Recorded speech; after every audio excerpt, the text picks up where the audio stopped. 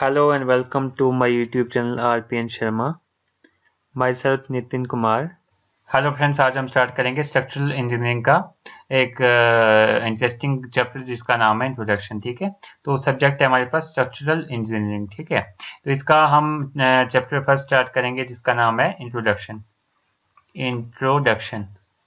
तो इंट्रोडक्शन में आज हम पार्ट 1 से स्टार्ट करेंगे, इसका लेक्चर 1 से, दैट मीन्स पार्ट वन से आज हम स्टार्ट करेंगे. हम देखेंगे कौन कौन से हमारे पास जो हमने पिछले फर्स्ट लेक्चर में हमने जो जीरो लेक्चर था इसमें हमने देखा था, सिलेबस देखा था, इसके अकॉर्डिंग ही आज हम करेंगे. तो सिलेबस में हमारे पास था स्ट्रक्चरल इंजीनियरिंग. ठीक है, तो सबसे पहले हम पढ़ेंगे स्ट्रक्चरल इंजीनियरिंग होता क्या है. ठीक है, क्योंकि हम सब्जेक्ट ही पढ़ रहे हैं स्ट्रक्चरल इंजीनियरिंग, तो हमें पता होना चाहिए कि स्ट्रक्चरल इंजीनियरिंग होता क्या है. ठीक है, तो हमारे पास है structural engineering. Structural engineering is a सब डिसिप्लिन ऑफ सिविल इंजीनियरिंग. ठीक है, तो ये सिविल इंजीनियरिंग का एक सब डिसिप्लिन है in which structural engineers are trained, ठीक है, to design the bones and muscles that create the form and shape of man made structures. ठीक है, तो ये एक सब डिसिप्लिन है किसका, सिविल इंजीनियरिंग का सब डिसिप्लिन है. अगर हम बात करें स्ट्रक्चरल इंजीनियरिंग की तो ये सिविल इंजीनियरिंग का एक ब्रांच है. ठीक है, और इसमें जो काम कौन करता है, स्ट्रक्चरल इंजीनियरिंग है, तो इसमें जो स्ट्रक्चरल इंजीनियर्स है वो काम करते हैं. उनको ट्रेंड किया जाता है टू डिजाइन. ठीक है, डिजाइन करते हैं, वो क्या डिजाइन करते हैं, द बोन्स एंड मसल्स. अब यहाँ पे बोन्स एंड मसल बताया हुआ है, तो जो भी हम डिजाइन करते हैं, बिल्डिंग्स वगैरह डिजाइन करते हैं, तो वो बोन्स एंड मसल्स ही हम उसको बोल सकते हैं. That create the form and shape of man made structures. ठीक है, तो बोन्स एंड मसल वो हमारे पास वो डिजाइन करते हैं स्ट्रक्चरल इंजीनियर, जो कि क्या क्रिएट कर लेता है, create the form and shape of man made structures, जो कि जो स्ट्रक्चर्स है उसको शेप देता है और उसको फॉर्म देता है, मतलब उसको सांचा देता है. ठीक है, जैसे हमारे पास bones and muscles human body को बनाते हैं, वैसे ही जो भी स्ट्रक्चरल इंजीनियर है वो जो डिजाइन करते हैं, बिल्डिंग को डिजाइन करते हैं, तो वो भी शेप देते हैं बिल्डिंग्स को या फिर जो भी स्ट्रक्चर है उसको. ठीक है, बाय यूजिंग वेरियस मटेरियल्स, कोई भी बहुत सारे मटेरियल्स वो यूज करते हैं. ठीक है, हम बात करें structural engineers need to understand and calculate the stability. जो भी स्ट्रक्चरल इंजीनियर है उसको कौन कौन सी चीजों की रिक्वायरमेंट होती है, सबसे पहले तो उसको डिजाइन करना होता है, ये तो आपको पता चल गया. उसके बाद उसको बहुत सारी चीजें अंडरस्टैंड करनी की जरूरत होती है और कैलकुलेट करने की जरूरी होती है, जैसे कि स्टेबिलिटी. तो उसको स्टेबिलिटी का पता होना चाहिए कि स्टेबिलिटी क्या होती है, उसको कैसे कैलकुलेट किया जाता है, वो स्ट्रक्चरल इंजीनियर को पता होना चाहिए. उसके बाद स्ट्रेंथ पता होना चाहिए. ठीक है, स्ट्रक्चर की स्ट्रेंथ और साइल की स्ट्रेंथ. उसके बाद उसको पता होना चाहिए रिजिडिटी ऑफ बिल्डिंग, जो बिल्डिंग की रिजिडिटी है उसके बारे में पता होना चाहिए. ठीक है, देन नॉन बिल्डिंग स्ट्रक्चर्स. ठीक है, बिल्डिंग स्ट्रक्चर्स और नॉन बिल्डिंग स्ट्रक्चर्स के जो भी ये पैरामीटर्स मैंने बताए, तो वो बिल्डिंग स्ट्रक्चर्स के भी पता होना चाहिए, नॉन बिल्डिंग स्ट्रक्चर्स के भी पता होना चाहिए. बिल्डिंग स्ट्रक्चर्स जैसे कि बिल्डिंग में जो भी मटेरियल यूज होगा उसका भी आप पता होना चाहिए, उसकी स्टेबिलिटी के बारे में, उसकी स्ट्रेंथ, उसकी रिजिडिटी के बारे में. नॉन बिल्डिंग स्ट्रक्चर्स जैसे कि हमारे पास हमने नेचुरल सॉइल है उसमें कोई स्ट्रक्चर तैयार करना है. ठीक है, तो वो हमें पता होना चाहिए सारा. देन फर्दर हम पॉइंट की बात करें, the structural designs are integrated with those of the other designers. ठीक है, तो जो भी स्ट्रक्चरल इंजीनियर है वो डिजाइन करेगा. अब वो डिजाइन करेगा तो वो सारा काम तो खुद ही नहीं करेगा स्ट्रक्चर बनाने का, तो वो उसके साथ बहुत सारी टीम इंटीग्रेट होगी. दैट मीन्स बहुत सारी टीम उसके साथ इंटीग्रेट होगी, जैसे कि हमारे पास और भी डिजाइनर होंगे उसमें उसके साथ. उसके बाद उसके साथ आर्किटेक्ट होंगे, उसके बाद बिल्डिंग सर्विस इंजीनियर होंगे, तो बहुत सारी उसके साथ टीम होगी, तभी वो किसी भी स्ट्रक्चर पे काम कर पाएगा.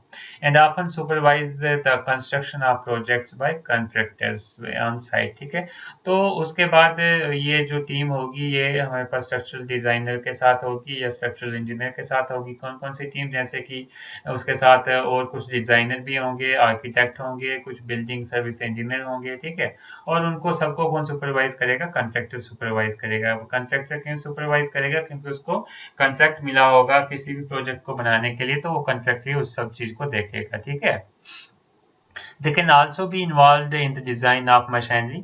ठीक है, तो मशीनरी का डिजाइन भी वो करेगा, उसके बाद मेडिकल इक्विपमेंट्स का भी डिज़ाइन करता है इंजीनियर, जो भी स्ट्रक्चरल इंजीनियर होता है। उसके बाद व्हीकल्स का, where the structural integrity affects the functioning and safety, ठीक है, जहाँ पे कि स्ट्रक्चरल इंटीग्रिटी जो है वो अफेक्ट करती है किसको अफेक्ट करती है, फंक्शनिंग एंड सेफ्टी में इफेक्ट करती है। वहाँ पे जो स्ट्रक्चरल इंजीनियर होगा उसका काम होगा, ठीक है।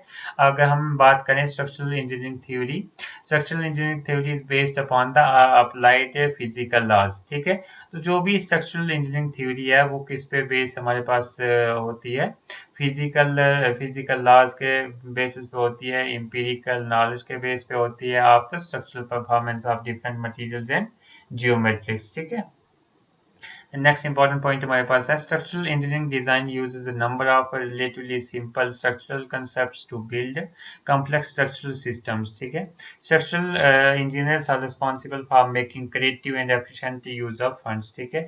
जो भी स्ट्रक्चरल इंजीनियर है वो रिस्पॉन्सिबल होता है, किसके लिए रिस्पॉन्सिबल होता है, for making creative and efficient use of funds, ठीक है। जो भी फंड्स उसके पास आता है, मतलब उसके पास नहीं आएगा, कंट्रैक्टर के पास आएगा, कंट्रैक्टर स्ट्रक्चरल इंजीनियर को हायर करेगा, तो वो क्या करेगा, स्ट्रक्चरल इंजीनियर वैसा डिजाइन करेगा कि जो भी फंड्स उसके पास है कंट्रैक्टर के पास, उसका एफिशिएंट यूज हो सके, मतलब उसको अच्छे से यूज कर सकें, ठीक है। Then structural elements and materials to achieve their goals, ठीक है।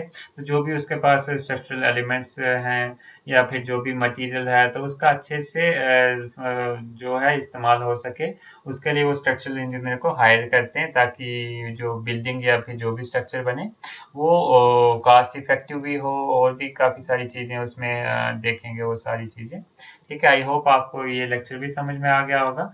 अगर आपको कोई भी डाउट आता है तो आप कमेंट सेक्शन में पूछ सकते हैं। नेक्स्ट हमारे पास है एग्जाम्पल, देखेंगे हम स्ट्रक्चरल इंजीनियर की या स्ट्रक्चरल डिज़ाइन की। तो हमारे पास है आईफल टावर, ठीक है। आईफल टावर आपको पता ही होगा, आईफल टावर पेरिस में है, ठीक है। Eiffel tower in Paris, Eiffel Tower in Paris is a historical achievement of structural engineering, ठीक है। तो स्ट्रक्चरल इंजीनियरिंग की एक हिस्टोरिकल एक अचीवमेंट है, ठीक है।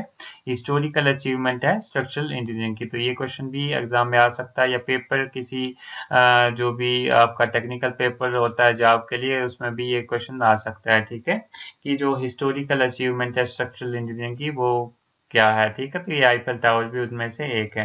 तो ये आईफल टावर कहाँ पे है, पेरिस में है। तो ये इसका यहाँ पे डायग्राम, यहाँ पे पिक्चर्स दी हुई है, ये आप देख सकते हैं आईफल टावर। मे बी आपने ये मूवीज में भी ये आईफल टावर देखा होगा।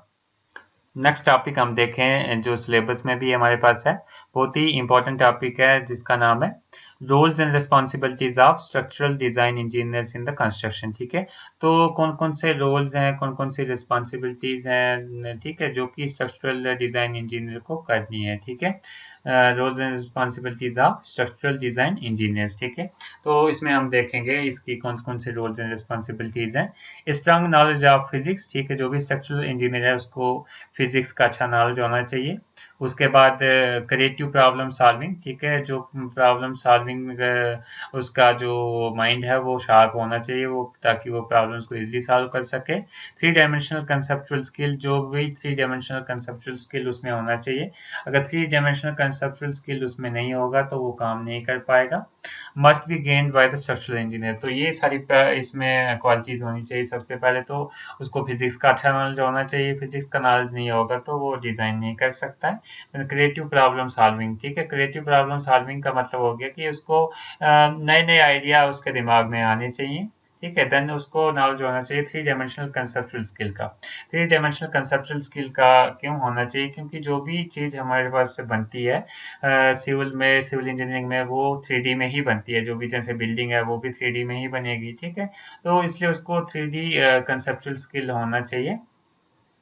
उसके बाद हम बात करें अदर देन दीज रोल्स, ये तो इम्पॉर्टेंट रोल हैं, ये तो एक स्ट्रक्चरल डिजाइन इंजीनियर में होने ही चाहिए, जैसे कि ये फिजिक्स, उसको फिजिक्स का नॉलेज होना चाहिए, क्रिएटिव प्रॉब्लम सॉल्विंग कैपेबिलिटी उसमें होनी चाहिए, थ्री डायमेंशनल कंसेप्चुअल स्किल होने चाहिए। इसके अलावा भी और रिस्पॉन्सिबिलिटीज हैं और रोल्स एंड रिस्पॉन्सिबिलिटीज हैं स्ट्रक्चरल इंजीनियर की, जैसे कि हमारे पास आ जाता है स्ट्रक्चरल डिजाइनिंग। तो सबसे जो इम्पोर्टेंट चीज़ हमने सिविल में देखनी है, जो कि नॉलेज होना चाहिए स्ट्रक्चरल इंजीनियर को, फर्स्ट है स्ट्रक्चरल डिजाइनिंग, स्ट्रक्चर को डिजाइन करना।